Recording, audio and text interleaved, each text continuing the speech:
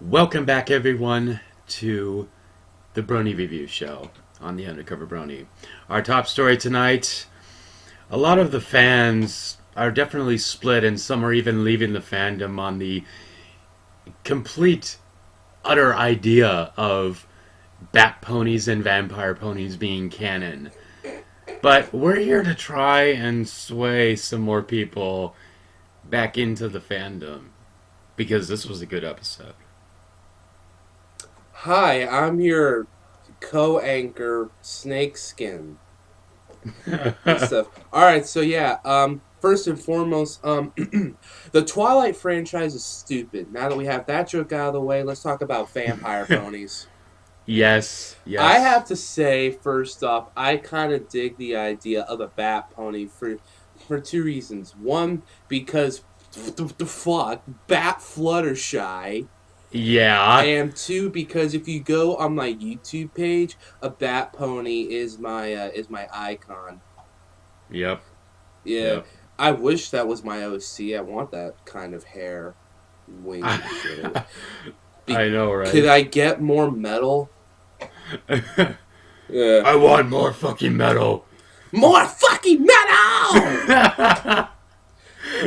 Oh I wouldn't. my Now I'm god. not saying I'm the most metal brony in the fandom because I don't make metal music, but I'm up there.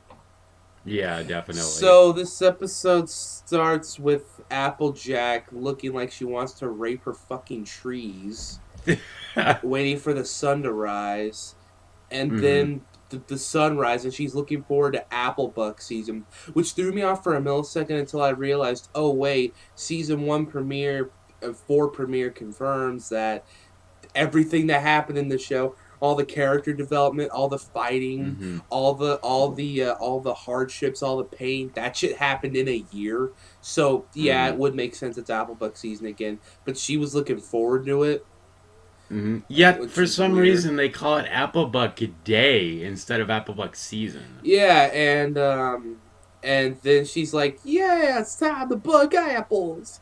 And then the apples are like drained, and oh yeah, she kicks a tree, and then they fall all mushy, and she's like, Hmm. "Vampire fruit bats," Uh huh. which are an actual race of bats. I know fruit bats are real, vampire bats are real. I think there is such a thing as vampire fruit bats, but don't quote me on that. I live in California. Yeah. Not a lot of bats Yeah. over here unless you're going to Fresno, and fuck Fresno. Welcome to Fresno, the Chamber of Commerce. Oh god. Better than Bakersfield, but Bakersfield would almost be better just because corn's from there. Yeah. So yeah, you guys can. Oh yeah, this episode's written by Meriwether Williams. Hmm. Which out of the six reasons I was more concerned about whether or not this episode would be good, that the fact that she wrote the episode is like four of them. Hmm. Because I'm really convinced she does not know how to. Well, I mean, the episode swayed me a bit, but I'm still convinced she does not really know how to write the characters. Hmm. Well, she got But she. I see her as a writer who's kind of like getting better over time. You know, I kind of mean, similar to Dave Polsky. I'll give her this. Well, Dave Polsky, he that dude. I'm sorry, but that dude never wrote a bad episode, in my opinion. Okay. But Meriwether Williams, I mean, she got Fluttershy down good, and Hmm. She knows how to write Fluttershy and Pinkie Pie, and she gave me a few Rare Jack moments this episode. So, Hmm. Yeah. which if I could point out really quick, Okay. season four really likes to have the ponies up in each other's faces a lot. Yeah, they I do. mean, It's really weird. I mean, maybe it's somewhat always been like that, but like, how many times could you count where Rarity and Applejack were like freaking this close to each other, Yeah. or like You know, Applejack and I Fluttershy? think. Yeah, yeah. One thing that I find interesting is if they're trying purposefully to put these two so close together with like their noses scrunched up against each other. Honestly, that's just giving the fandom more reason to go, listen here, you little shit. I'm sorry, but to paraphrase Mr. Spock, straight pairings in this show are illogical. Indeed. Magical. So, So, yeah, you go. okay. So basically, Applejack brings the other members of the main six in, and they start trying. Applejack basically says these are vampire fruit bats. They're more aggressive than regular fruit bats, and they're here to eat the orchard, Kill suck the them! juice out of apples, and they're all just like kill them all. And I what I like is that it actually goes into somewhat of a song, and it's kind of like Danny Elfman style. I'm like, oh my gosh, it's Danny Elfman style. Yes. I could see Danny Elfman having an influence in this. Daniel Mm-hmm. Ingram is inspired by like 20 different orchestra people. John Mm-hmm. Williams, Danny Elfman. Hell, I'd even wager the guy whoever did the soundtracks to freaking not what's that dude's name? Oh, that guy that wrote all those Disney songs. Um, well, I'm trying to it'll think. come to me. So Yeah. yeah, which I kind of dug this song because it wasn't as strong as others, but just because the fact that like all I could think in my mind was epic song duet battle of history. Applejack versus Yeah. Fluttershy, because Applejack is trying to prove her case, Fluttershy is trying to prove her case, and that was cool. The choreography was nothing too spectacular, but mm. but it was all right. So they opt to. Honestly, I think like just real quick to wrap up the song. Um, I really did like it. Although Fluttershy kind of, it's just like you're using the oldest stupid argument in the books. You know, they're families too. Well, anything's a family, and Yeah, you know, it's like you're just you're you're running on you're walking on eggshells pretty much. Um, yeah. and I like that they actually gang up on Fluttershy at this point, like during the song, because it shows continuity from Keep Calm and Flutter On, where they teamed up against her as well. I hated But that. it's still just like, I mean, it was great that we had a nod to that, but it was just like, why are they teaming up against her? That doesn't make any sense, Okay. Fool me you once, know. how dare you? Fool me twice, How could you? fuck Merdowell. Fool me thrice, Fluttershy is now that guy. Yeah. Fool me once, I'm mad. Fool me twice, how could you? Fool me three times, okay, you're officially that guy. Okay, you know the one. He's like, hey, this suit is a Giorgio Armani, yes, madame. No, fuck you. Seriously, I ain't having that shit. seriously, what the hell if Fluttershy being the one that everybody just like wants to freaking go against? I mean, don't get me wrong. Yeah. Don't get me wrong. Her argument was a little on the weak side, but still, holy fuck. I mean, like oh my god, that kind of bugged me a bit. And Mm-hmm. then Rainbow Dash is like, we need to save the cider, and I'm like, ha, you're an alcoholic. It's almost like Twilight wants to write a letter to Rainbow Dash stating, I'm sorry, but we're sending you to AA. You really have a problem. No, CA, Cider's Anonymous. See?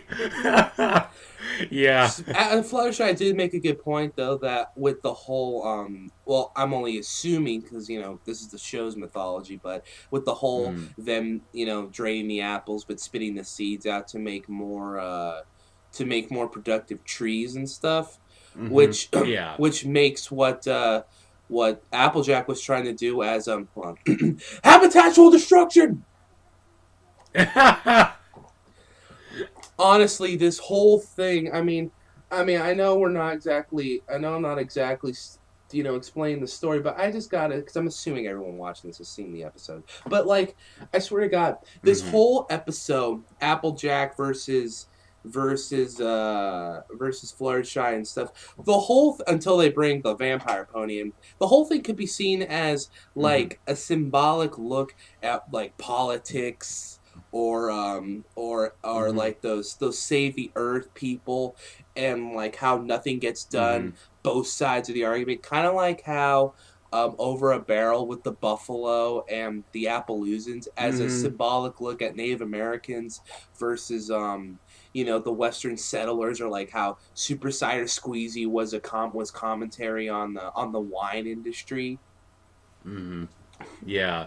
Because goddamn, Friendship is Magic can get political, but they're a Yes. cart. Symbolism. Oh, fuck you.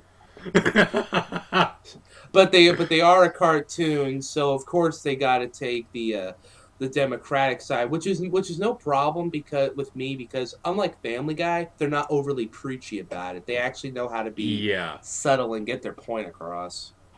Exactly. So anyway, they team up against Fluttershy, and they eventually convince Fluttershy, you need to use their stare on them so that Twilight can use this spell to change their eating habits, because we know that worked so freaking well in Swarm of the Century, and they're just gonna, oh fuck, we're gonna try it again, Yeah, you know? well, Pinkie Pie can't solve everything. That's what Sakura is for. Yeah.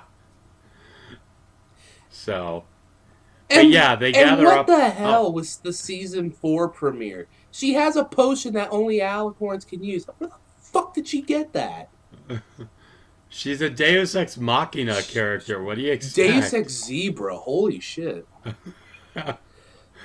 Anyway, so they gather up the bats using different tactics, and like, I think I love that like Pinky has like a apple fruit basket above her head, and yeah, it's like, oh my gosh, are they referencing Chiquita bananas here? Um, but then you have like Rarity in that biohazard suit, and Yeah, she's in a Dash hat. trying to get him in. She's in a hazmat suit. I'm like, what the fuck? You working at Black Mesa? Yeah, Oh yeah, a little thing Pinky did I thought was funny was a fruit bat roundup, fruit bat roundup. yeah, I forgot about This is that. one of those episodes where some of the little things I ended up enjoying a lot. Just Definitely. little nods like that and little things that were said and done and stuff. It was one of those kind of episodes. Yeah. So yeah, Twilight uses her spell while Fluttershy's using her stare, and I actually love the reactions of the vampire fruit bats when Fluttershy uses the stare on them. They're just like, oh, this shit is getting serious, isn't it? This is the legend of old. The stories were So yeah, true. everybody, every bat run. The Saiyans are coming. The Saiyans are coming. Anyway, so Twilight uses her magic, and you you kind of see a slow reversion to Fluttershy, where all of a sudden you see her sniffing around, and I'm just like, wait, what? And then it just keeps going a little bit and more farther, and you get to see that her eyes turn red, and I'm like, oh shit, they're turning her into a vampire. Fuck And yeah, then they're the turning him into fangs a show up, and vampire. it's like, It was so cool. it I'm was. sorry, I thought the vampire fruit bat was awesome. Yeah, and it's surprisingly dark for this kind of show, like non psychologically dark. Yeah, no, I gotta say, I mean, I wasn't scared because it's a kids show, but like, Mm, holy shit, I was a little unnerved because I'm like, the fuck with the censors, man. You thought yeah, someone would have complained about that. To yeah. quote a very influential, funny guy, for kids. But you know what? Kids need Pretty to be much. exposed to the dark side. Why do you think Disney is able to shoot Bambi's mom and then go to Happy Birds?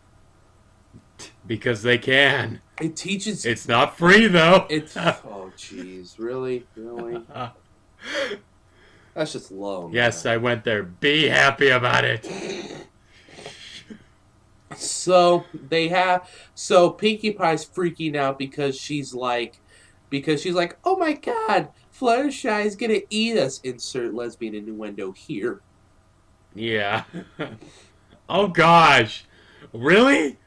That's You low. diss Disney, I diss everyone. Yeah, little known fact, Snakeskin here is a Disney fanboy. I have so many books on Walt. Yep. So, yeah. One thing I love is that they referenced Batman almost with two specific parts of the episode. Fluttershy One being the was during man the. bat. Well, that. Okay, then three. Fluttershy being the man bat. Uh, Two during the song when Applejack has like that little blanket around her Oh and you see yeah. like the bat behind her, and I'm like, I am the night. I am And then vengeance. I am the night. I am Applebat. or Batjack. Badger. um, but anyway, the third one is where like they have these spot searchlight things with their cutie marks on them. Oh As like yeah. if you see something suspicious, throw your light up and we'll come towards you. So That was funny. yeah. So they have to try and save Fluttershy. Freaking Pinkie Pie burrs herself in the ground like she's playing Dig Dug. Mm-hmm. And, yeah, stuff happens, you guys. Which, if I may reference something with that, with Pinky trying to be Dig Dug, this is completely unrelated, but there is this TF2 video where like this guy has modded his game to wherever he moves, it plays the Dig Dug Oh, shit, theme. I remember seeing that. He was annoying So people well, so much. so we'll link that into the description if you'd like us Uh to. huh. Um, but anyway, um, one thing I like is like they bring the apple, and Applejack's just like, yeah, we were gonna be using this in our competition in Appaloosa, but honestly, I'm more worried about getting my friend back. I'm like, yes, she sees the light. I'm sorry, but that Um, line to me came the fuck out of nowhere. really? Well, only because of the sense, in the sense of like, keep in mind, I watched this at like 2 in the morning, Okay. because of my own stupid reasons, but because of the fact that like I was watching and you could tell. I mean, she hadn't really spoken about the apples in a while, but she seemed Mm-hmm. more worried about Fluttershy, partially because her friend, and also Mm-hmm. because like freaking she she was Fluttershy and the apples.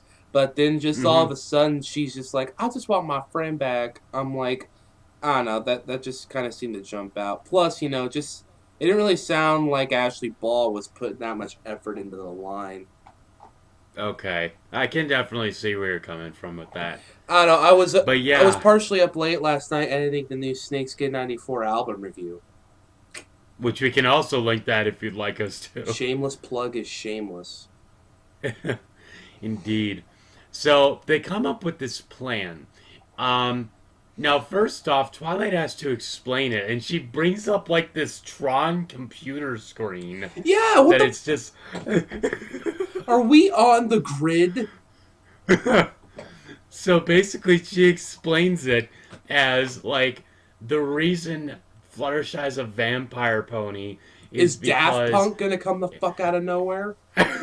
but the reasoning is that when she used the spell, it kind of backfired onto Fluttershy, where the tendencies to eat the apples went on to Fluttershy because she was the like closest in proximity or something like that. Because yeah, Um, magic bitch. yeah, pretty much because fuck magic. We're just gonna say The what we plot want because demands it. well, magic.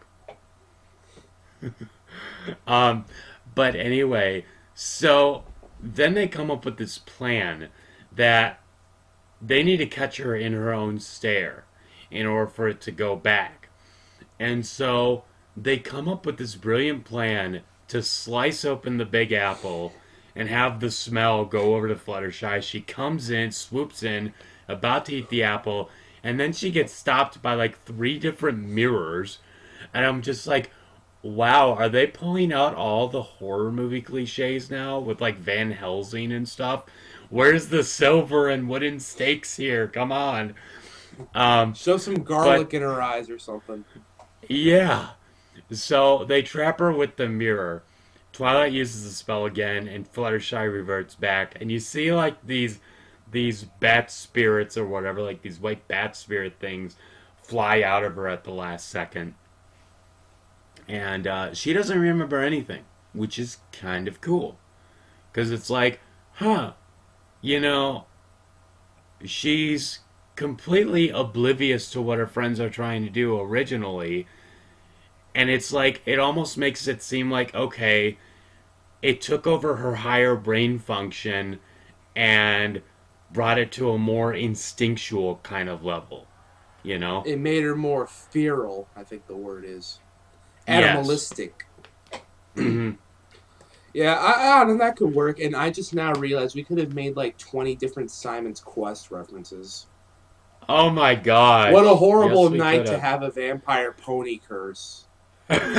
What the fuck? This shit's just like Simon's Quest. You gotta throw holy water on Fluttershy with an oak stake.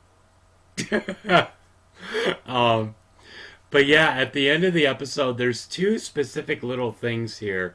One of them is, you know, you can't really, you have to kind of see both sides of the story before you make a good conjecture on what's best.